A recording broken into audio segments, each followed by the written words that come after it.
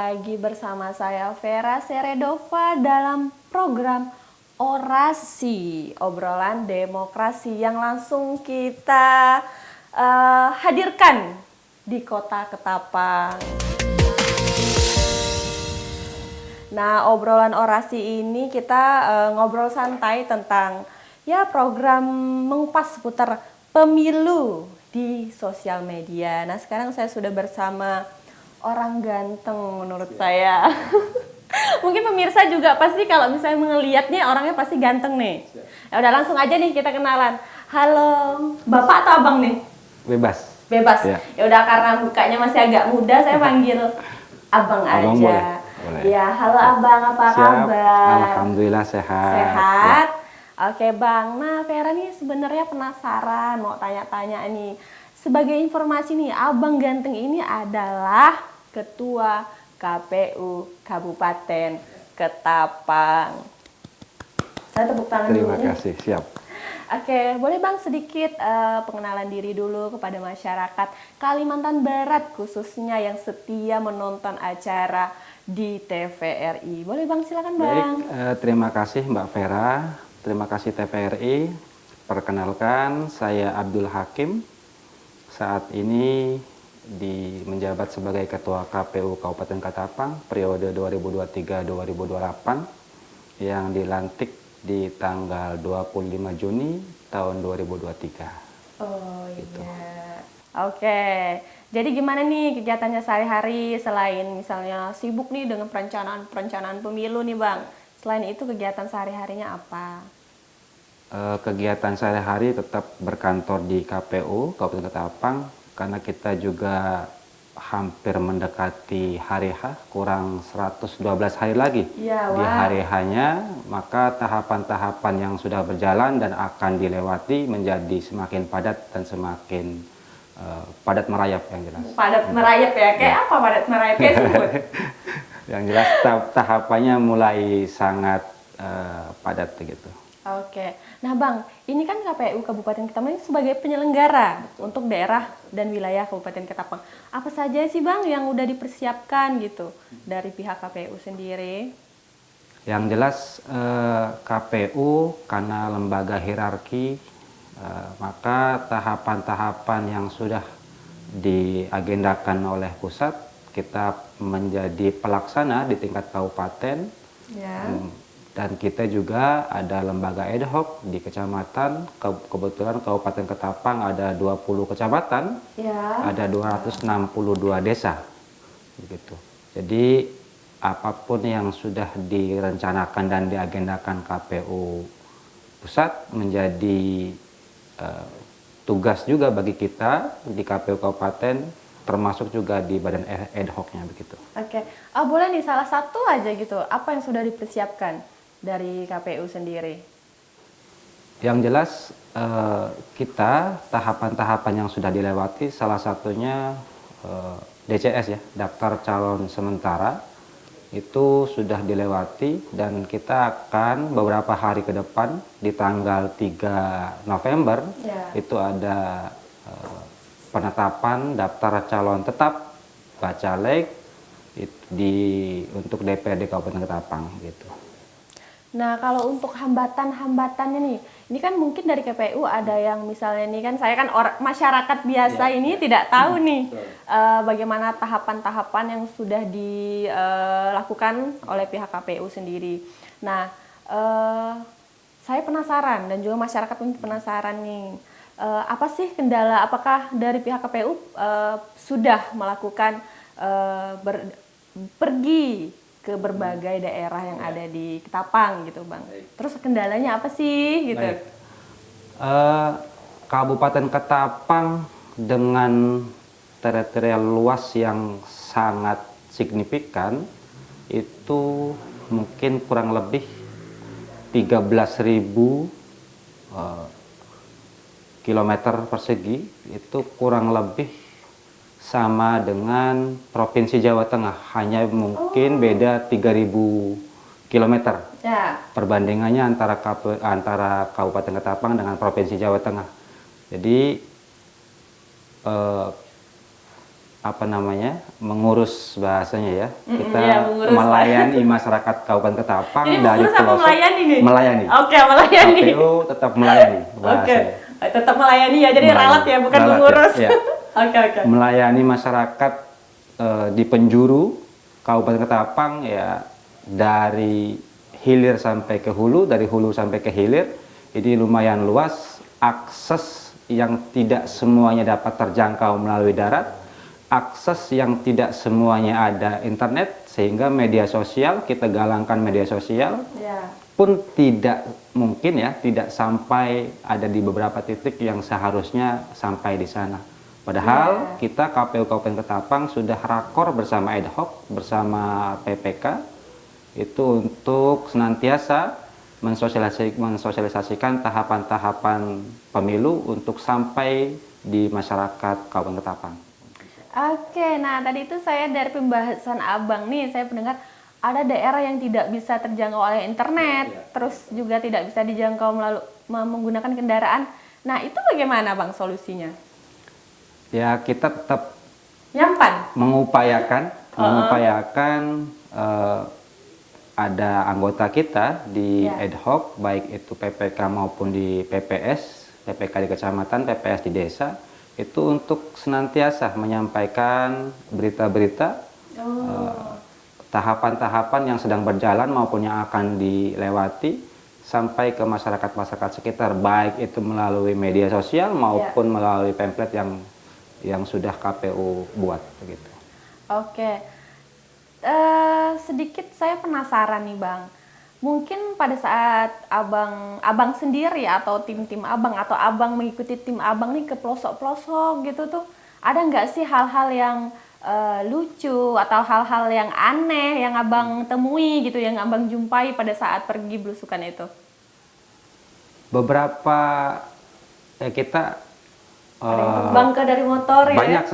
banyak sekali kejadian-kejadian yang lucu, yang aneh, yang unik juga ada beberapa ya. Ya, kasih 10 contoh. Kebanyakan mungkin. Oh, kebanyakan. Ada dua. Bisa untuk contoh saja, Mbak. Oke, dua. Beberapa kali kita mungkin dihadapkan dengan lokasi atau akses menuju tempat lokasi yang kita tuju itu tidak mulus. Jadi banyak kendala, hal-hal teknis yang kendala roda kendaraannya macet di tengah jalan, sampai nginap di tengah hutan juga pernah sampai nginap di tengah hutan ya ampun. Itu abang ikut? Kebetulan waktu itu tidak. Tidak ya, itu cerita ya. Oke, wah perjuangan sekali. Khususnya yang pernah saya terima langsung laporannya dari Kecamatan Kendawangan, karena di Kendawangan aksesnya lumayan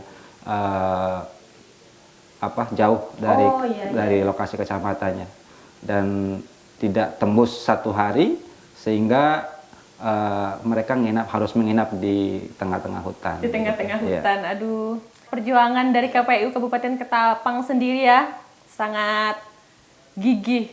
Nah, kalau misalnya untuk sosial media dari KPU Ketapang sendiri, nah apakah banyak peminatnya gitu? Misalnya ada yang dari obrolan di sosial media gitu, apakah banyak yang mengomentari atau barangkali tidak ada sama sekali komentar dari masyarakat gitu? Kebanyakan ketika kami sampaikan beberapa tahapan di media sosial, yang lebih banyak mungkin viewer dibandingkan yang like maupun yang komen. Tapi nggak beli kan itu ya? Enggak. Nggak beli ya? Nggak beli ya? Aman, asli, oke. Oh, jadi hanya viewer. Gitu makanya ya? sekali lagi saya ingin lebih banyak belajar kepada TPRI untuk bisa lebih meningkatkan bagaimana podcast KPU Kabupaten Ketapang bisa lebih maju. Siap. Gitu. Oh siap, akan produser saya itu pikirkan itu gimana. Ya kalau bisa saya juga boleh direkrut di sini. Siap Mbak, siap. Boleh ya? Oke. Nah Bang, ini kan di sosial media nih, mungkin saya sendiri nih pernah lihat nih status-status teman saya nih. Dia itu kayak meme, kayak candaan tentang jangan pilih saya, tapi memang statusnya itu seperti mencalek gitu, seperti caleg. Tapi tulisannya jangan pilih saya karena saya nggak nyalek gitu. Nah, menurut Abang itu apakah tindakan tidak pantas gitu. Apakah itu termasuk pidana atau bagaimana gitu? Saya takut juga nanti kalau saya bikin saya di penjara gitu, Ya, Bang. baik. Oke, Kalau selagi tidak ada ujaran kebencian, selagi tidak ada sara, Ya. selagi itu hanya untuk menghibur masyarakat, saya pikir diperkenankan saja.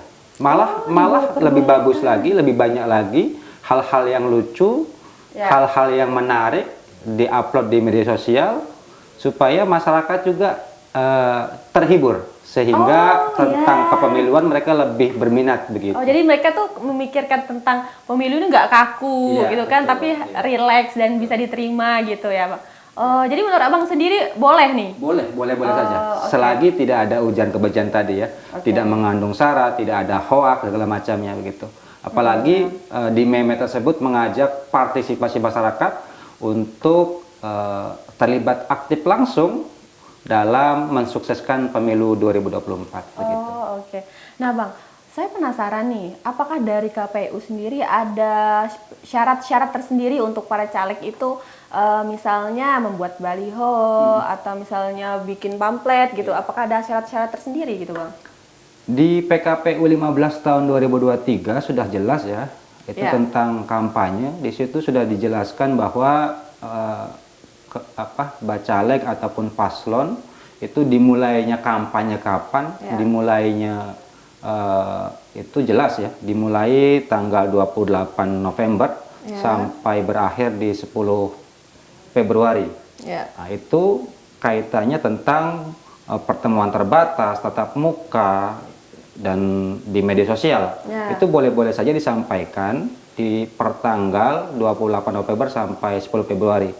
Nah, sedangkan di tahapan kedua itu di 21 Januari sampai 10 Februari itu rapat umum, kemudian iklan layanan media cetak, media Ya. elektronik, daring itu di tanggal 21 Januari sampai di 10 Februarinya. Oh, selain itu tidak boleh lagi gitu? Setelah itu kan hari masa tenang ya, Ya. tidak boleh lagi ada yang kampanye maupun sosialisasi. Oke, kalau misalnya ada yang melanggar, apa nih sanksi untuk para pelanggar gitu? Terkait sanksi itu biasanya ditindak oleh tetangga sebelah. Oh ya, tetangga sebelah. Tetangga Nggak boleh spill namanya nih. Iya. Nggak boleh. Nggak boleh. Jangan, tidak boleh ya. Urusan wewenangnya di sebelah sana. Oke, wewenangnya di sebelah sana ya. Mungkin kita bisa berjumpa juga dengan tetangga sebelah. Oke. Oke. Nah, ini Bang, kalau misalnya nih para caleg itu menggunakan atribut kedaerahan gitu.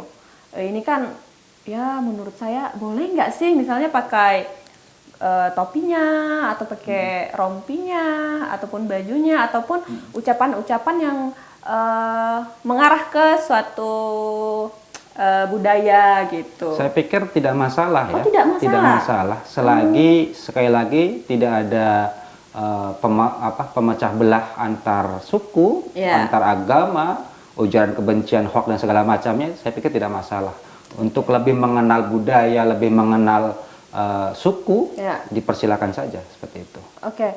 Oh, jadi nggak apa-apa kalau untuk pemakaian aksesoris-aksesoris kedaerahan gitu.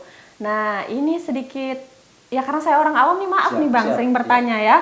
Kalau misalnya nih masyarakat ingin melaporkan sesuatu yang agak janggal tentang pemilu atau tentang ya yang dilakukan oleh caleg-caleg itu di mana nih Bang kita harus melapor? Apakah ke tetangga sebelah juga? Betul, yang yang tadi kita sampaikan bahwa wewenang pelanggaran dan segala macamnya silakan masyarakat konsultasi maupun pembuatan laporannya di tetangga sebelah.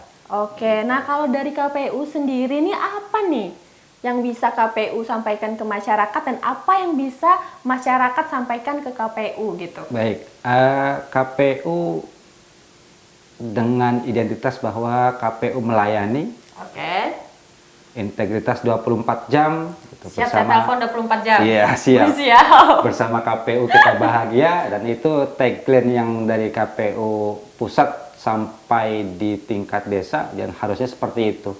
Arti melayani adalah hal-hal yang tahapan-tahapan teknis-teknis dalam pelaksanaan pemilu 2024 itu menjadi wewenang KPU sampai turunannya itu terkait hak memilih masyarakat.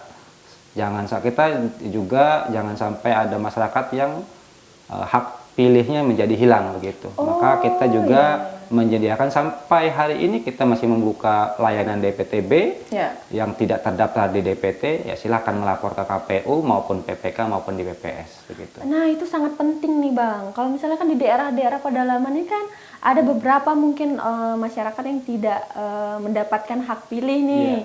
Nah itu cara melaporkannya bagaimana? Terus prosesnya bagaimana? Itu sangat penting nih Bang untuk diketahui oleh masyarakat. Baik, masyarakat yang tidak terdaftar dalam DPT, tidak masuk dalam DPT, silakan datang saja ke KPU ataupun PPK ataupun di PPS terdekat dengan membawa identitas untuk disampaikan bahwa yang bersangkutan belum masuk dalam DPT, nanti akan diproses lebih lanjut di KPU maupun di ad hoc-nya begitu. Hanya membawa identitas saja cukup. Jadi saya nih jadi kepo nih. Dari tadi saya nggak ngerti nih PPS itu apa gitu. PPK dari turunannya ya, KPU berarti berada di tingkat nasional, KPU RI maksudnya, KPU provinsi berada di provinsi. Yang diketuai oleh Abang sendiri? Bukan. Kalau bukan di KPU provinsi, kebetulan Kalimantan Barat ada Pak MS Budi. Di KPU Kabupaten itu saya sendiri Abdul Hakim. Di PPK di tingkat kecamatan ada 20 kecamatan. PPK itu tingkat kecamatan. Tingkat kecamatan Panitia pemilihan kecamatan. Di PPS itu tingkat desa ada 262 PPS menyebar di seluruh desa yang ada di Kabupaten Ketapang. Oh ya begitu. Oh jadi apakah dari PPS itu ada program untuk pergi ke rumah-rumah untuk mengecek apakah ada yang belum dapat hak pilih gitu atau gimana? Kalau itu Pantarlih namanya. Itu gimana? Itu masanya sudah lewat. Sudah lewat. Kan proses DPT itu tidak serta-merta kemudian menjadi DPT. DPT itu dimulai dari awal barang ini dari Kemendagri atau kita yang berada di kabupaten namanya Disduk Capil. Kemudian diolah dan ada petugas kami namanya Pantarlih. Apa Petugas Pemutakhiran Data Pemilih. Apa Bang? Petugas Pemutakhiran Data Pemilih. Dan petugas inilah yang turun dari rumah ke rumah untuk memastikan bahwa orang-orang yang ada di rumah dipastikan mendapatkan hak pilih dan hak suara. Oh, mereka yang pergi ke rumah-rumah betul. Kemudian proses dari mereka Pantarlih menjadi DPS, daftar pemilih sementara, kemudian diplenokan tingkat kabupaten, kemudian berjalan menjadi DPSHP, daftar pemilih sementara hasil perbaikan, kemudian ditetapkan menjadi DPT begitu, Mbak. Oke, ini pertanyaan yang udah mendekati akhirnya ini ya. Nah, kalau untuk keterkaitan sosial media dan KPU, apa nih himbauan yang KPU akan sampaikan kepada masyarakat terkait hubungan antara sosial media dan pemilu gitu? Baik, di Ketapang ada pemilih pemula tidak banyak ya, sebanyak 10.254 kurang lebih, atau 2,5% dari jumlah DPT. Pemilih pemulanya. Tapi di Kabupaten Ketapang khususnya tidak hanya pemilih pemula yang menggunakan media sosial, ibu-ibu, bapak-bapak juga, tante-tante mungkin itu juga pasti mengakses media sosial. Maka saran saya, bantu kami untuk mensukseskan pemilu 2024 dengan cara yuk sama-sama mensosialisasikan tahapan-tahapan pemilu dan tidak melaksanakan ujaran kebencian, tidak saling hina, tidak saling mencaci maki, tidak ada lagi beda-beda kubu, karena pemilu KPU itu bertujuan untuk mengintegrasi bangsa, memersatukan bangsa, begitu. Iya. Bukan konten pemersatu bangsa. Bukan. Nah, itu sih. Pemersatu Di sini bangsa. juga ada media pemersatu Yang mana bangsa. nih? Media pemersatu itu. bangsa. Itu apa tuh media pemersatu bangsa tuh? TVRI kayaknya. Oh, Tepuk terima tangan kasih. TVRI. Tepuk tangan dulu untuk TVRI. Siap. Oke Bang, banyak sih yang perlu dibahas Siap. gitu kan. Cuman ternyata Bang ini bahasnya tuh nggak ada yang salah. Jadi saya bingung mau nanya apa lagi nih. Siap. Karena udah dijawab semua kan. Oke, Bang, selain itu bolehlah saya tanya. Ya agak melenceng lah dari tadi kan kita udah tegang-tegang nih. Siap. Nah sekarang ini kita ya yang santai-santai aja. Nah selain abang mengurus tentang pemilu ini, abang mengurus apa sih selain ngurus istri dan anak? Siap. Ya ini ya nggak apa-apa melenceng ya, Ya. teman-teman apa tuh bang? Kita sebetulnya memang di penyelenggara pemilu khususnya di KPU itu harus bersifat profesional, artinya tidak boleh ada pekerjaan lain ya, selain untuk betul-betul fokus dalam menyelenggarakan pemilu begitu. Iya. Jadi untuk sementara pekerjaan-pekerjaan lain kita Skip dulu ya? Skip dulu ya. Oh, skip atau sembunyiin? Skip atau skip? Ya. Skip apa skip nih bang? Yang jelas kita fokus dulu lah, dulu untuk sampai pemilu sukses, mudah-mudahan pemilu lancar. Oke, satu lagi. Ini untuk pertanyaan untuk abangnya nih, bagaimana sih abang bisa menjadi ketua KPU Kabupaten Ketapang? Boleh dong diceritain gitu. Tadi tuh KPU-nya aja, masa orangnya enggak gitu. Baik, kalau ada pepatah orang seberang sana bilang itu mansaro ala darbi wasolah. Barang siapa yang berjalan pada jalannya maka akan sampai. Gitu. Jadi kilas balik mungkin saya 2009 pernah menjadi penyelenggara pemilu di tingkat paling bawah yaitu KPPS. Kemudian di 2014 saya juga pernah menjadi pengawas pemilu di tingkat kecamatan. 2014 di legislatif, 2015 kemudian ada di pilkada kabupaten, di 2018 dulu ada pilkada gubernur. 2019 lagi sambung di 2019 itu di legislatif lagi, kemudian di 2020 mencoba pindah rumah dari pengawas menjadi pelaksana pemilu di tingkat PPK kecamatan, yakni di Kecamatan Matanri Selatan, Kabupaten Ketapang. Oh, ya, ada Kecamatan Matanri Selatan namanya di 2020 pilkada bupati. Kemudian sambung lagi di 2023 menjadi PPK dan di 2023 pertengahan mencoba keberuntungan mendaftar di KPU Kabupaten dan alhamdulillah sesuai dengan makalah yang tadi, barang siapa yang berjalan pada jalannya maka akan sampai. Yang penting kata orang istiqomah. Iya, benar. Seperti itu Mbak. Oh iya. Nah kalau misalnya untuk asalnya Abang sendiri nggak dari ini ya, nggak dari Ketapang kotanya? Saya lahiran Kabupaten Subang. Mana itu Subang? Subang itu di salah satu kabupaten di Jawa Barat. Oh, Jawa Barat toh. Tanggal dikit bisa 21 September. Jawanya nggak bisa. Di Subang itu ada sebagian yang Jawa, ada sebagian juga yang Sunda. Jadi kebetulan saya berada di tengah-tengah. Jadi Sundanya Sunda juga sedikit paham, Jawanya juga banyak paham begitu. Iya, banyak paham Jawanya. Banyak paham Jawa. Kalau bahasa Ketapang ini tadi saya dengarnya di luar kayak nih ada gitu. Ajarin lah Bang, gimana nih bahasa Ketapang nih gimana nih? Tinggal save nomor saya saja. Oh, save nomor ya. Udah save nomor. Siap. Oke. Bolehlah sedikit kasih pesan gitu, arahan untuk masyarakat Kalimantan Barat dan juga khususnya untuk warga Ketapang nih, pakai bahasa Ketapang aja lah gitu. Waduh, untuk pakai bahasa Ketapang pemilu ya. Nggak apa pakai bahasa Ketapang ya ini. Boleh Bang, mana kamera yang boleh dilihat nih? Oh ini ya? Oke, boleh Bang. Masyarakat Ketapang, saya himbau tanggal 14 Februari nanti datang ramai-ramai ke TPS untuk mencoblos, jangan golput, sukseskan pemilu 2024.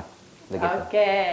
Dan juga bagi masyarakat Kalimantan Barat untuk membantu pihak KPU jangan menyalahgunakan media sosial dengan memberikan komentar-komentar yang buruk terhadap ya berkubu-kubu seperti itu ya. Jadi Bang, Terima kasih sudah mau bersama saya di meja yang mulus ini. Jadi udah banyak sekali manfaat dan juga ya informasi-informasi yang saya terima dan juga masyarakat terima. Oh, sangat bermanfaat sekali. Saya tadi sebenarnya mau golput. Ya, jadi karena saya dengar abang jadi nggak mau golput. Saya harus nyoblos ini nanti, harus ya. Jadi terima kasih. Saya Vera Seredova pamit undur diri dan juga bersama Abdul Hakim sebagai Ketua KPU Kabupaten Ketapang. Oke, kita pamit undur diri. Sampai jumpa di program orasi selanjutnya. Sampai jumpa.